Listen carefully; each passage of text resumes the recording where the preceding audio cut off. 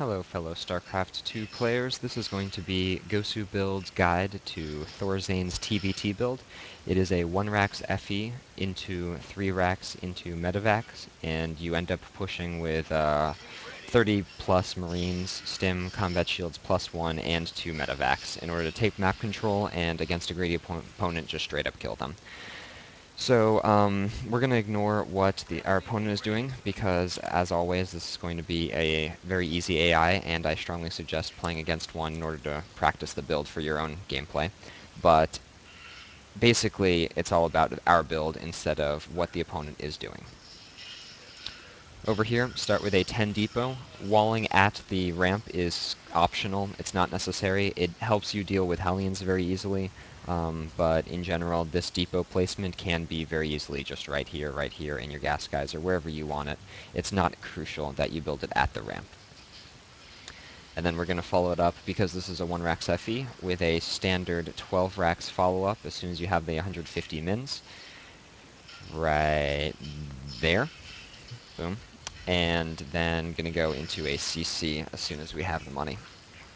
Scouting, usually if you scout at 12 or 13 supply on a 2-person map, you can get into your base before your opponent has... Sorry, you can get into your opponent's base before they've walled off, but this timing is not necessary, it's just a personal preference. And same thing with this, where you cancel the barracks and then build a depot at the wall off. It stops them from scouting, but it also delays your barracks a little bit and lines it up with the SCV production a little bit better. But again, all personal preference. And notice that no gas was taken because this is a 1 racks FE. But in 1 second, we'll see that the 150 minerals that the 75 minerals and the mining gas time gets placed into a command center that's very early for this build. If you notice right there, as soon as that 16cc finishes, you start the orbital, you start your marine, you continue this depot, and then you get ready to take your expand at the bottom.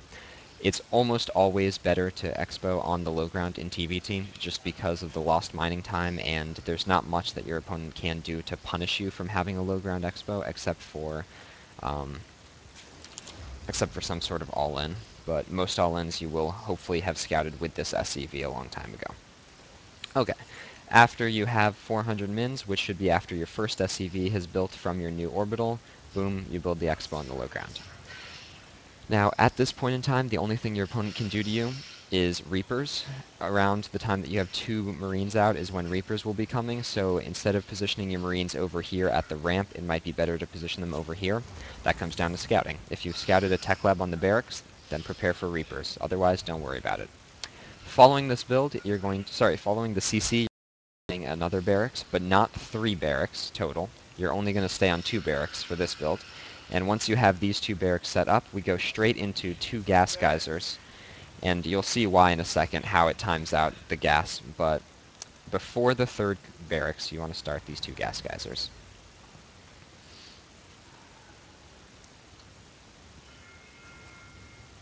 CC, barracks, barracks, 2 gas geysers. And as soon as they finish, you put 1 in each gas geyser. So you have a total of 2 in each gas geyser for a grand total of 4 mining gas. And you'll see that this low gas count, as opposed to 3 in each gas for 6 total mining, lets you get the add-ons and more Marines than you otherwise would be able to with a normal 1 racks FE build. As soon as this barracks finishes, you want to start your 3rd one and hopefully add on a reactor, as well as a tech lab on this barracks. Notice that when these 2 add-ons are going on, you have actually 0 production. So these 5 Marines that you have right here are all you're going to have for a long time up until this reactor finishes. And so be very careful with these Marines. Do not lose them to an all-in, to anything that could be coming your way. You really need to stay defensive up until the reactor and this kicks in. As soon as the tech lab finishes, start Combat Shields. Combat Shields is definitely the upgrade to get in TvT. It gives you so much more versatility with your Marines in the terms of versus Reapers. Instead of getting 2-shot, they get 3-shot, versus Banshees. Instead of getting 2-shot, they get 3-shot. And in Marine versus Marine fights, Combat Shields trumps Stim in small numbers, which is what this is going to be because it's early game. As soon as this barracks finishes, start that reactor. And then as soon as you have 100 gas, this is when you start to get all the things that 1 racks FE gets. very standardly. So at 100 gas, which is right about now, you want to start a factory. You start a factory, an NG bay, put people in these gas geysers so that a total of 3 are mining, and then start the third gas geyser at your natural. In total, you're going to have 3 gas geysers, a reactored starport, and these 3 barracks, as well as the NG bay upgrading. So this is basically transitioning towards the mid-game. Around this point in time is also when Cloak Banshees are going to be coming. So position these Marines to deal with Cloak Banshees if you're worried about Cloak Banshees.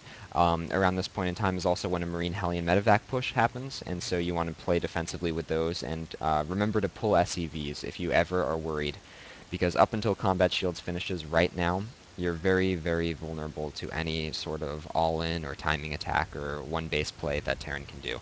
So be very, very careful with where your Marines are placed and how aggressively you are with them. As soon as that factory finishes, you want to start a starport and a reactor on this factory, and this lets you swap them off in order to get the reactor starport that I was talking about before. In general, put the starport very close to the factory. It'll save a lot of time when they're floating and swapping off. And then as soon as you have 100 gas, you're starting +1 attack.